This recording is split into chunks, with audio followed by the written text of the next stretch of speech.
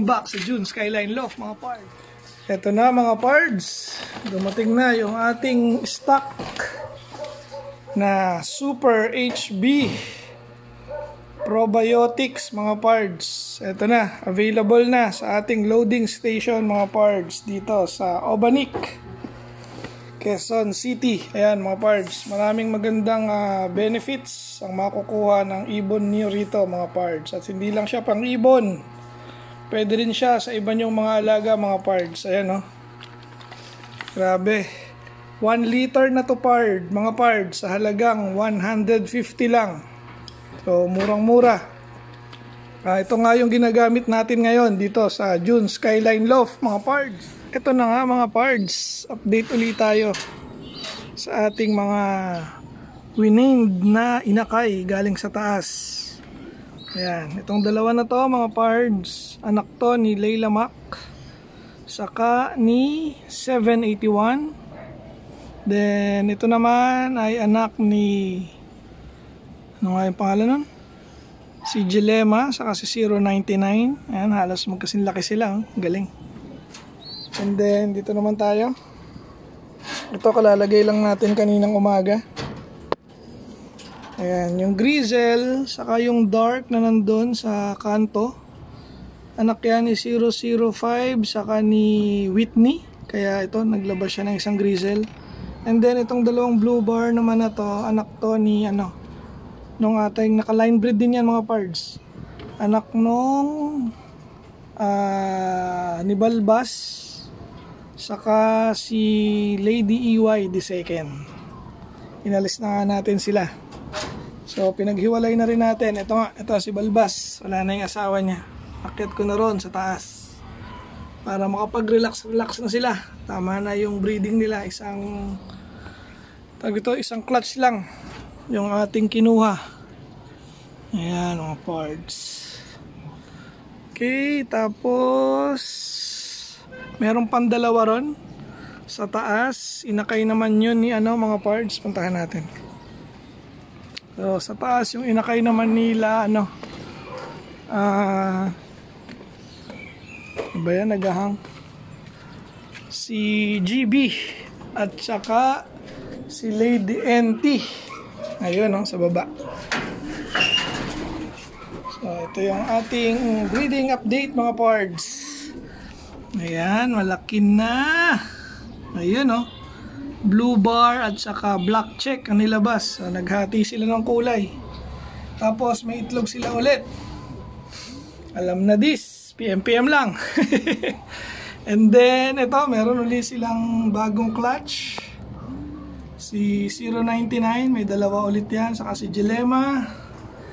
At ito na nga yung sunod ulit na clutch ni Yamato saka ni Team Yahoo.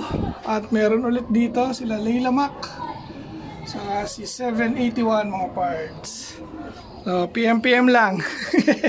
Mapag-uusapan natin yan. So, ito yung mga pares nila. Ayan, ayan. Tapos sa kabila naman mga parts, oops, sorry, walang langis, ingay. Ito, pinatuloy ulit natin yung kanilang pag-iitlog, pero hindi ko sure kung sino lang yung papipisain ko rito. Mali may next clutch ulit si 2111, saka ito si si Merlin.